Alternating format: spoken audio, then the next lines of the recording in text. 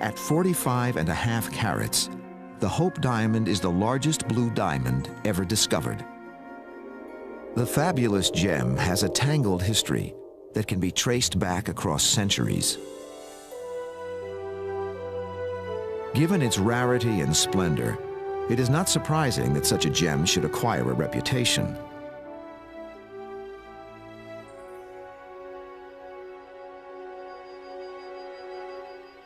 For some say that the Hope diamond is cursed, and that the jewel has brought disaster and early death to all who have owned it.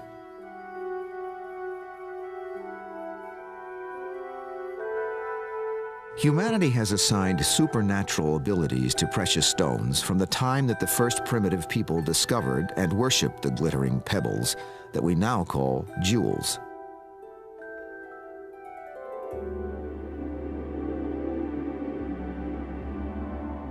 Legends from the ancient past describe how precious stones cast their spell over mankind.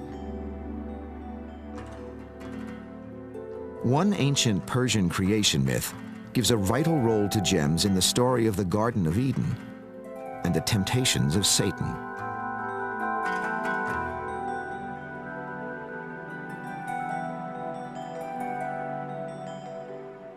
Satan was watching people trying to figure out how he could get weapons over the human race. And one of the things he noticed was how tempted people were by the colors of the flowers. So he tried to duplicate the colors of the flowers out of earth and thus created gemstones. Whether they were considered a force for good or evil, gems were assigned magical properties when worn as talismans, ranging from healing energy to deadly curses. When you look at gems as talismans, the qualities, the obvious qualities of these gems generally lend a great deal of color to what they're used for as talismans. So the diamond has two major qualities that jump out at you. It's clear, and so it's associated with purity.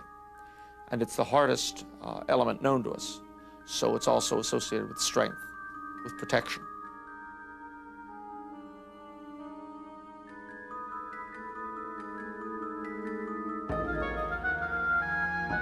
Throughout the medieval and Renaissance world, the diamond was prized as a gem with a power to heal. The 15th century Italian doctor Camillus Leopardus ascribed strange medicinal abilities to diamonds.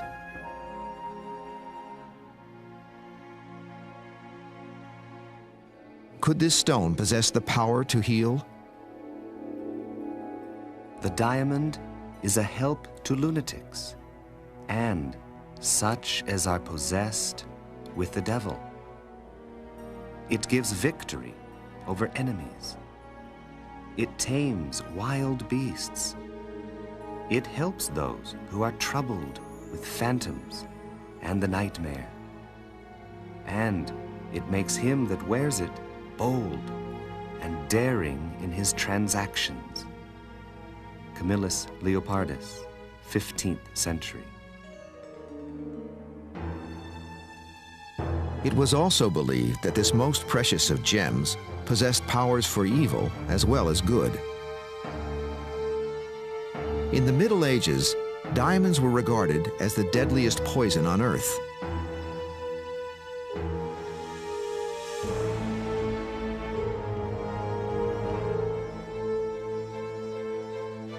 Renaissance princess Catherine de' Medici, renowned for her patronage of the arts and notorious for her political manipulations, reportedly used diamond powder to poison her family's rivals to the throne.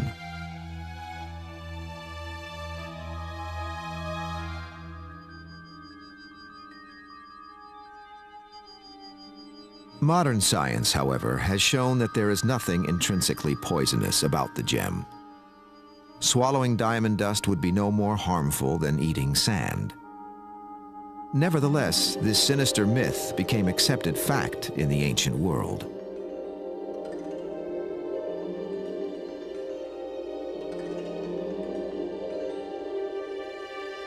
Tales of the poisonous effects of diamonds may well have originated in India nearly 3,000 years ago,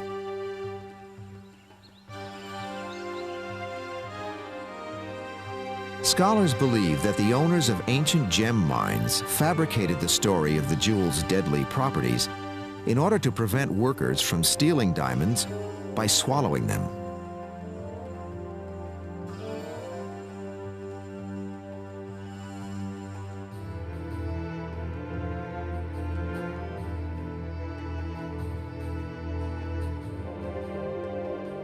The glorious Hope diamond itself must have originated in India, for until the mid-19th century, all the diamonds in the world had come from the mining pits of the Punjab.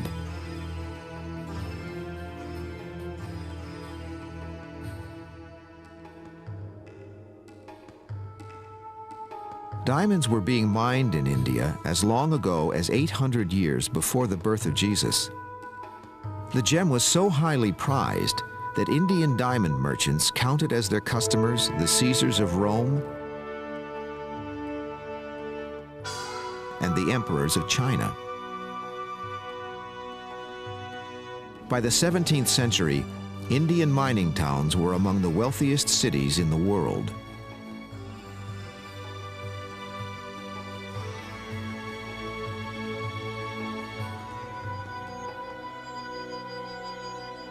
Yet the allegedly lethal powers of the Hope diamond seem to extend far beyond its supposedly poisonous effects. For legend asserts that merely being in the presence of the splendid blue jewel may cause chaos, ruin, and death.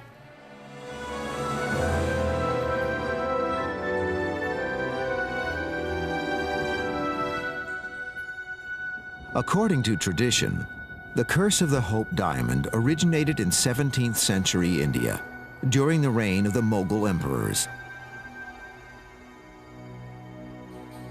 On a sweltering evening during monsoon season, a French adventurer by the name of Jean-Baptiste Tavernier begged for shelter at a remote Hindu temple.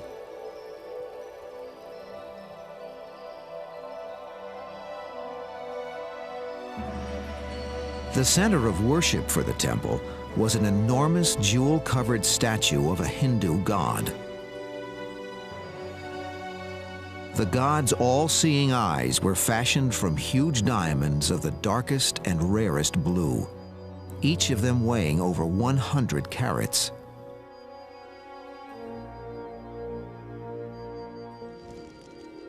Late that night, Tavernier crept into the inner sanctum of the temple, intent on stripping the god of its treasures. But at the very moment the Frenchman pried out the first glittering diamond eye, he was discovered by one of the temple priests.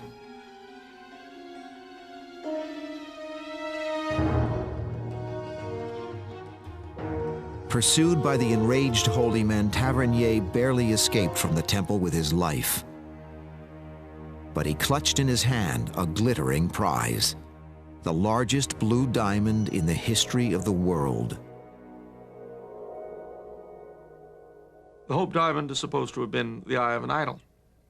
And such stones, if stolen from their original owners, were inevitably supposed to be cursed. Rather like the curse of King Tut throughout history.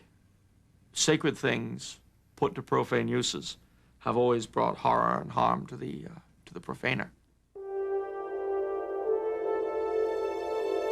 Does the curse of the Hope diamond originate with this shadowy tale of ancient India?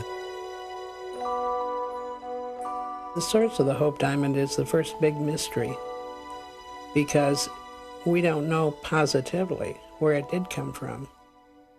They have said that the Hope was an idol's eye, but in all candor, I think they say that about almost any old historic diamond. I think it's extremely unlikely the cut of the Hope isn't appropriate for an idol's eye. The Hope diamond probably was found in the early 1600s. We know that the diamond was eventually acquired by Jean-Baptiste Tavernier, who was a well-known gem merchant at that time. We're not sure where he acquired it, whether he got it in India or whether he bought it somewhere else. However Tavernier acquired the diamond, we can trace its journey simply by following the trail of death and disaster it left behind.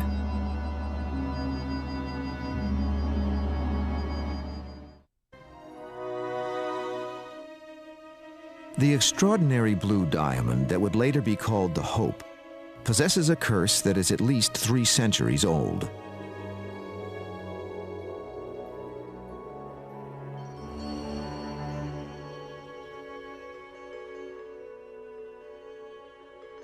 Who was Jean-Baptiste Tavernier, the first recorded owner of the fabled diamond? Tavernier had a paradoxical reputation as both a pillar of society and a greedy scoundrel.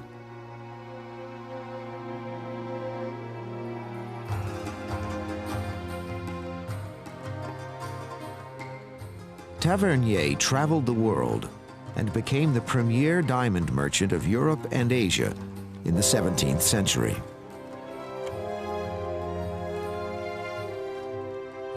His fame was such that the king of Persia awarded him a title, Jeweler in Ordinary, a rank which entitled him to wear the lavish turban and robe of Persian nobility.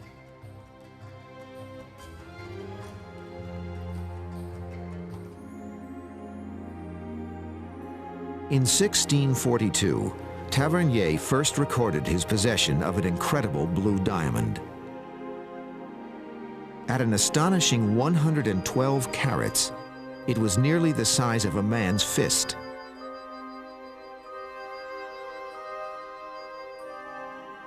But for some unknown reason, Tavernier's usually precise records never mention how he came to acquire the extraordinary gem.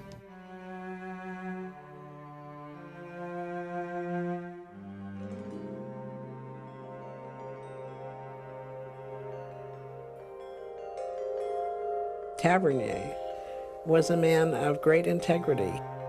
Tavernier would not have taken the diamond because he was honest, and I think there's proof of that. So that the only way he could have taken it was to have paid the local prince for it. And in fact, one of the things he's commended for is that when they had local taxes on stones, he always paid the tax.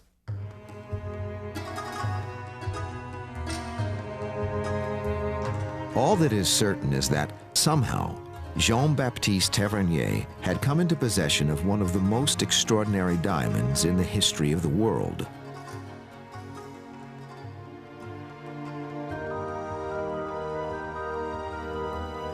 Then he made the momentous decision to leave India and bring the diamond to Europe, possibly unleashing a powerful and deadly curse. For no sooner had the gem merchant arrived in France in 1645 than he was summoned to show his wares before the mighty King Louis XIV.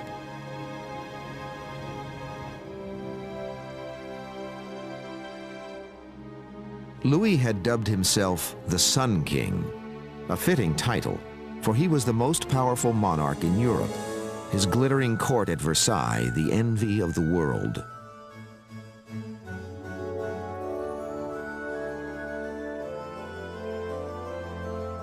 He was also obsessed with gems, and his unlimited wealth allowed him to indulge his extravagant tastes. A single royal coat from his lavish wardrobe glittered with 123 diamond buttons and 396 jeweled buttonholes. Tavernier's arrival from the diamond mines of India instantly caught the attention of this king with a passion for jewels. Upon seeing Tavernier's treasure trove, Louis XIV immediately bought 44 large diamonds and more than 1,000 smaller diamonds. But for the king, one jewel outshone all the others.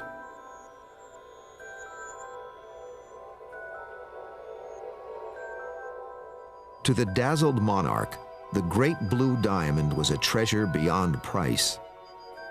The king paid Tavernier the princely sum of 220,000 livres, the equivalent of $75,000 today. To further express his gratitude to Tavernier, the king granted him a title of nobility.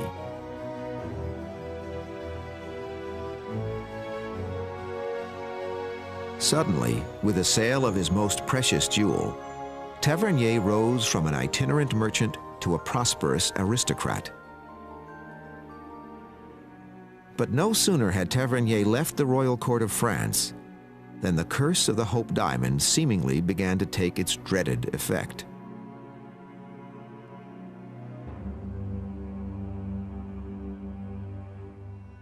Tavernier's nephew defrauded him of his entire fortune in gems, according to legend.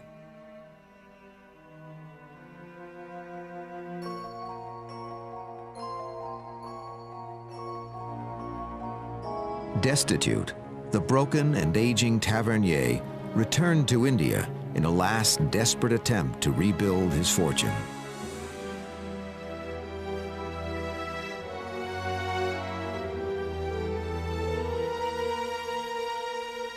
According to the tale, he died a grisly death in the Indian desert, torn apart by a pack of wild dogs.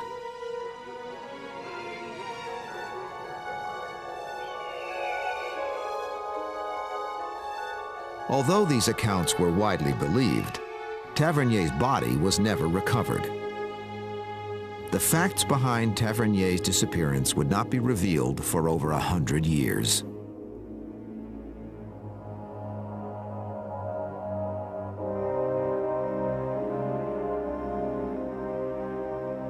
It was not until 1875 that researchers discovered in an obscure graveyard the actual tomb of Jean-Baptiste Tavernier. The great gem merchant had not perished in an Indian wasteland.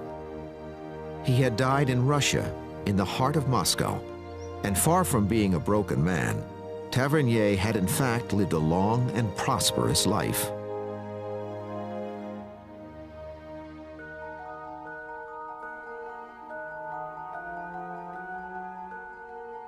Despite the surprising truth about Tavernier's final destiny, the curse of the Hope Diamond seemed to wreak havoc on its new owners, the royal family of France. By the 1700s, the crown jewels of France were considered the most fabulous gem collection in the world, thanks in no small part to the glorious blue diamond.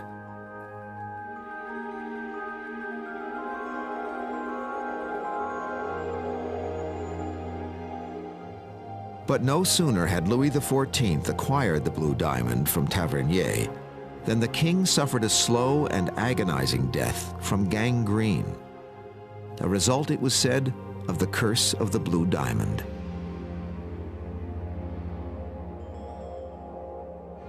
His heir, Louis XV, passed the deadly gem to his own grandson when he died in 1774. Tragically, the new king also seemed to have inherited the blue diamond's deadly legacy.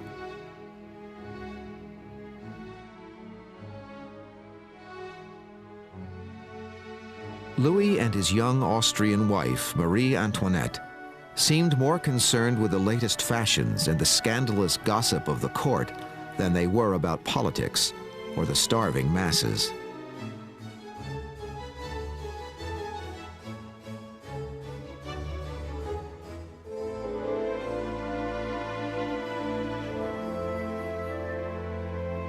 An avid collector of jewels, Marie Antoinette's favorite gem was the magnificent Great Blue Diamond, which legend says she flaunted at royal balls and intimate soirees. But did Marie Antoinette ever really wear the Hope Diamond herself? There's absolutely no evidence to show that Marie Antoinette ever wore the Hope Diamond. It was put into an insignia that was only worn by the king. As far as the Hope Diamond is concerned, it's up to you whether you decide that it's bad luck, good luck, or brings any luck at all.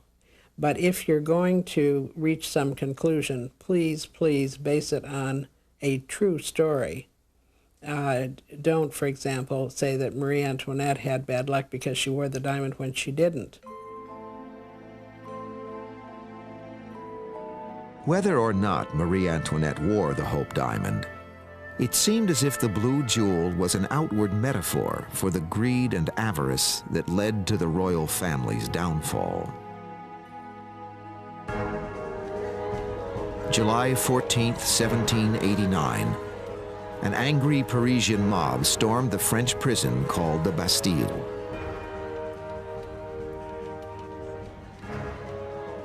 The French Revolution had begun.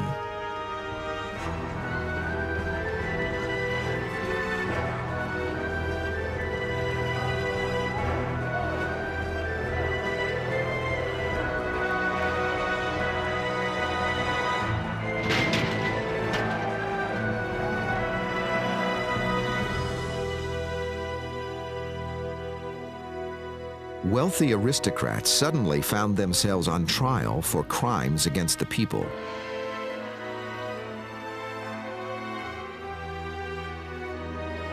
A new and fearsome invention, the guillotine, would soon prove its grim effectiveness in separating the French nobility from their fortunes and their heads.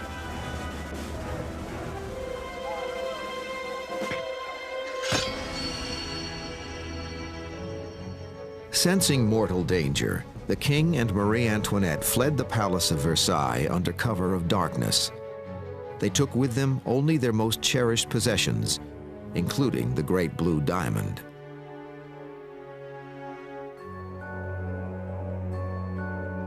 Within a day, they were captured and placed under arrest.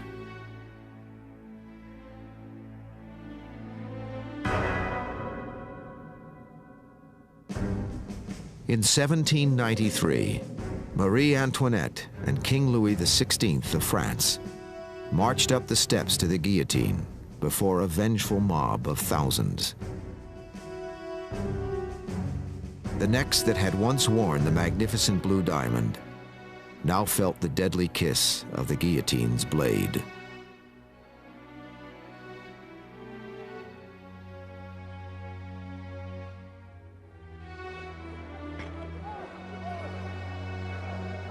Yet even as Marie Antoinette's head rolled, the strange saga of the Hope Diamond was far from over.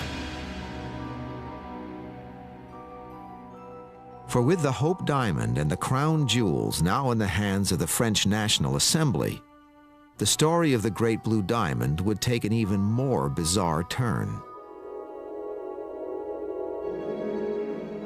The crown jewels were put into a building that was translated as a furniture warehouse, and they had a number of the jewels in several rooms.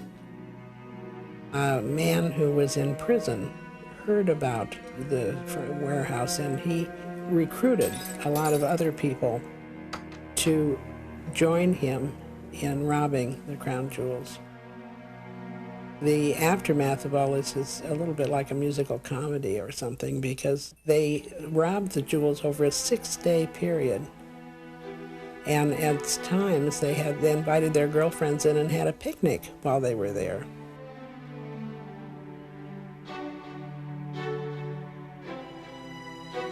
By the time the Parisian police learned of the crime, the crown jewels of France, the greatest gem collection in all of Europe, had disappeared without a trace.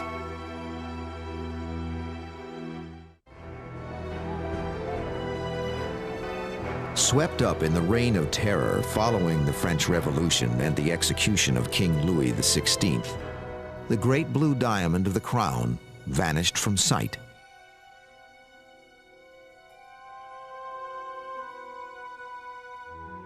And yet, despite its disappearance, its sinister legend was far from over.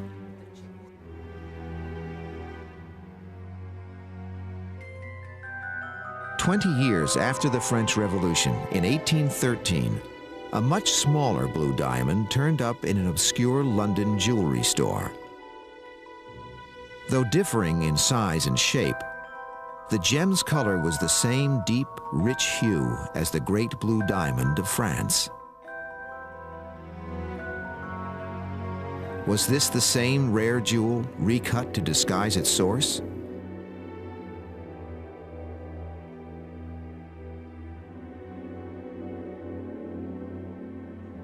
Most experts agree that the striking similarities between the two stones must certainly be more than just coincidence. The logical reasons that one can state that make you believe that the hope really came from the French blue are just that there are not many blue diamonds in the first place. There are not many dark blue diamonds, or even fewer dark blue diamonds that are that big. Yet if the Hope diamond was carved from the body of the French blue, what happened to the 22 carats carved from the original stone to create the 45-carat Hope diamond?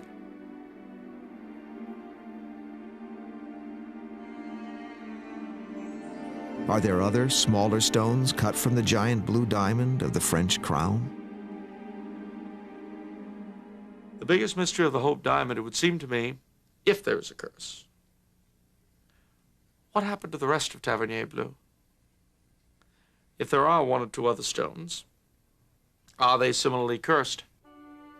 If other Tavernier blue stones exist, have they too brought misfortune and horror to their owners? If so, which has certainly shed a lot more credence on the notion that the Hope diamond is cursed. Some experts believe that the missing jewels will never be found. The diamond was recut between 1792 and 1812, and it was cut from 67 carats down to the present 45.5 carats. The shape of the French blue at that time and the current Hope diamond pretty much preclude having had any other diamond cut from it. It would have been lost during the cutting process, and unfortunately then is lost forever. It is at this crucial juncture the diamond said to carry the curse would now, ironically, take on the name of Hope.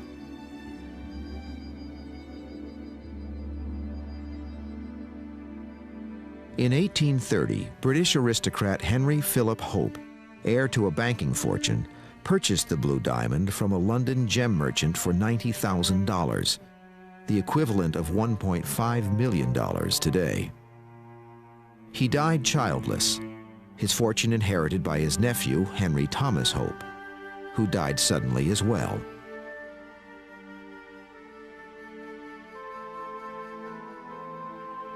In 1887, Lord Francis Henry Hope became the sole owner of the Hope diamond and heir to the Hope family's fabulous wealth.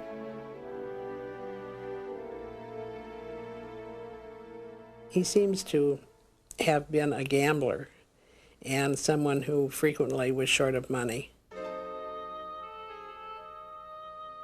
While he was single, he went to a music hall in England and saw May Yoy, who was an American singer.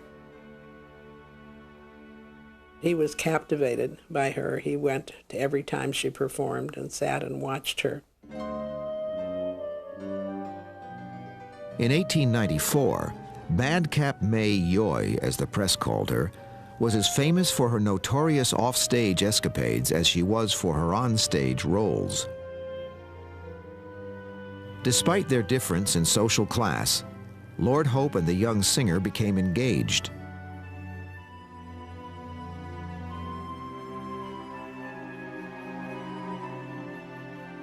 The aristocratic groom bestowed the Hope diamond on the chorus girl as her wedding present. Could true love triumph over the fabled curse?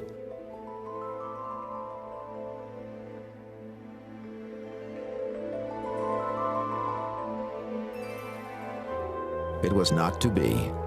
Within a year of his wedding, Lord Hope was bankrupt. A year after that, Madcap May left her husband.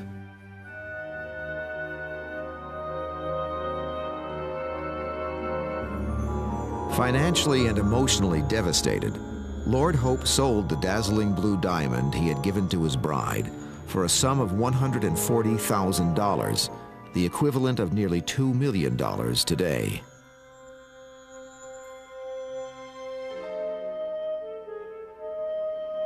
The flamboyant May Yoy became so obsessed with the infamous gem that despite her divorce from Lord Hope, she wore a replica of the Hope diamond for the rest of her career.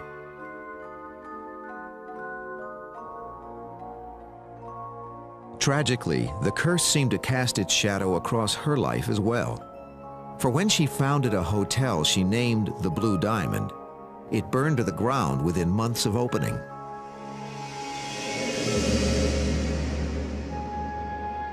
When May Yoy died in 1938, the woman who once owned the Hope Diamond was on government relief, earning a mere $16 a week.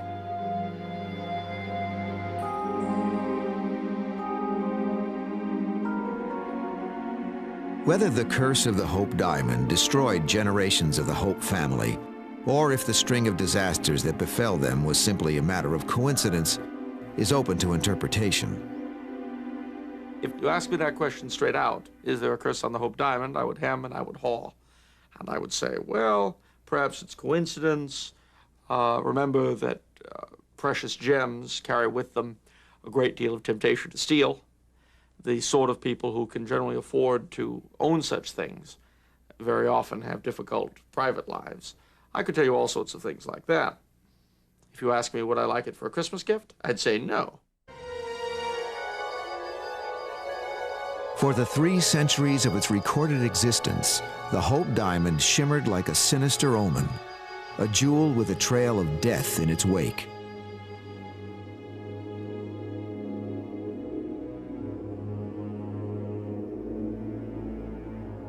As the 20th century began, the legend of the Hope Diamond continued to cast its spell over all who came in contact with it.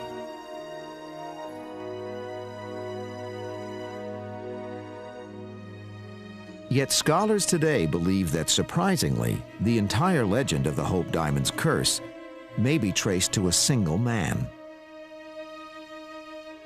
His name was Pierre Cartier, and though a jeweler by trade, his dramatic flair for showmanship may have created one of the most enduring myths in history.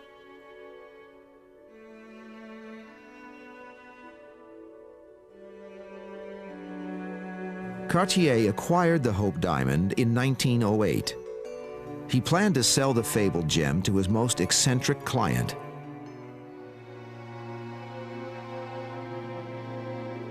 Evelyn Walsh McLean was the pampered daughter of a wealthy Colorado gold miner. Her extravagant wedding to newspaper tycoon Thomas McLean was the talk of Washington, D.C. In 1909, the newlyweds traveled to Paris to purchase a wedding present at Pierre Cartier's jewelry establishment. We're not sure how much Pierre Cartier himself had to do with really creating the story of a curse on the Hope Diamond, but clearly he was interested in selling this diamond to Evelyn Walsh McLean. He was aware that she was interested in stones that had a bit of history. She's also been quoted as having said that stones that were gems that were bad luck for other people were good luck for her. She was flamboyant. She said in her biography that she would gladly have hung by her heels from the top of the building or something. She had thought it would cause attention.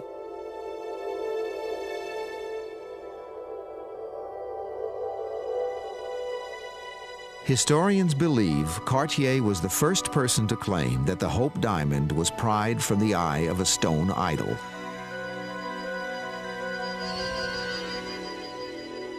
It was Cartier who first told the story of the diamond's discoverer, Jean-Baptiste Tavernier, being torn apart by wild dogs.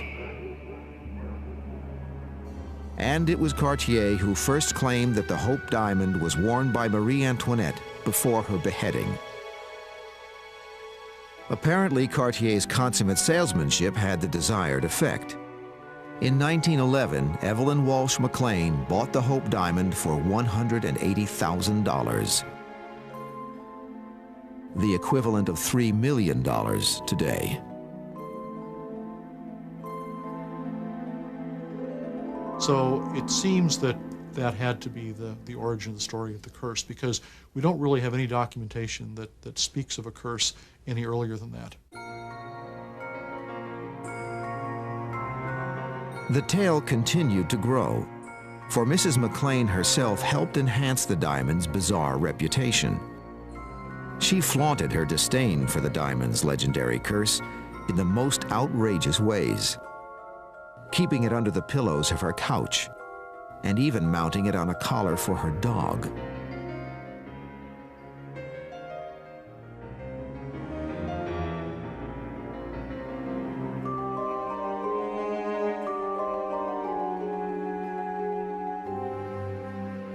Tragically, Evelyn McLean herself would seemingly fall victim to the very curse she had dared to embrace. Mrs. McLean's eldest son was killed in a car accident when he was 9 years old. Her husband became an alcoholic and died in a mental institution. And her only daughter committed suicide by a drug overdose at age 25. A broken woman, Mrs. McLean herself died less than a year later.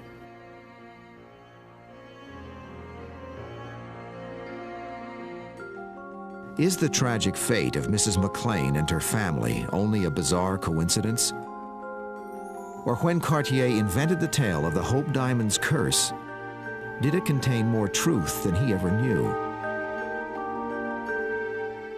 I just don't believe that it was the Hope that did that.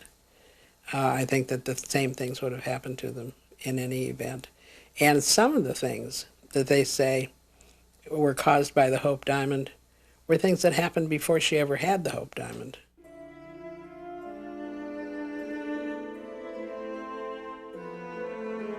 With Evelyn McLean's death in 1947, her heirs sold the diamond which had obsessed her to the renowned New York jeweler Harry Winston. Winston publicly denied the existence of the curse.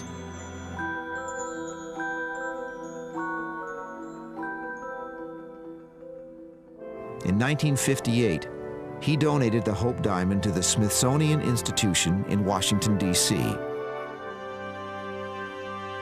The world's most fabulous and most feared diamond now belonged to the American people.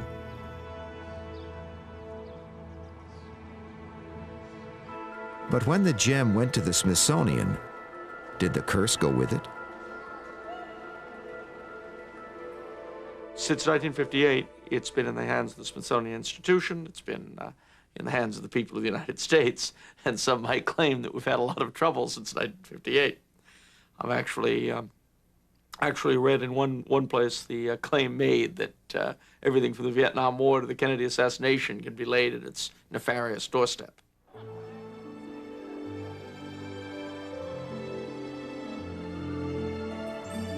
What is it about this sparkling piece of blue stone that spawns dark legends of chaos and destruction, even as it touches the hearts of millions?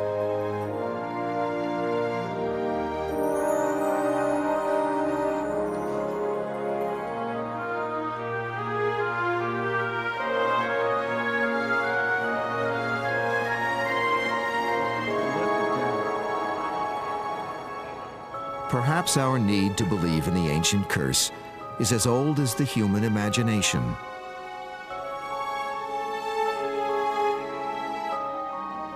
Curses certainly answer a lot of questions. There are a lot of things that happen in human life, a lot of patterns that we cannot explain. The curse certainly takes the guesswork out of a lot of these things. If the Hope Diamond has no curse, if these are simply random things, it makes life a lot more difficult to understand. The human mind hates disorder. I think probably as long as there are gems, and as long as there are unpleasant patterns in life, we will have cursed gems.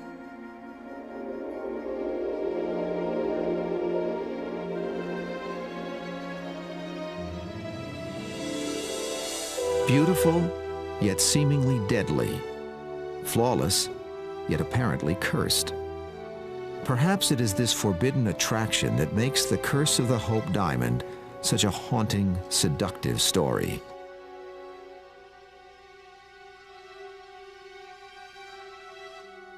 Whether the tale is true or not is less important than the effect the story has had on succeeding generations for over 3 centuries.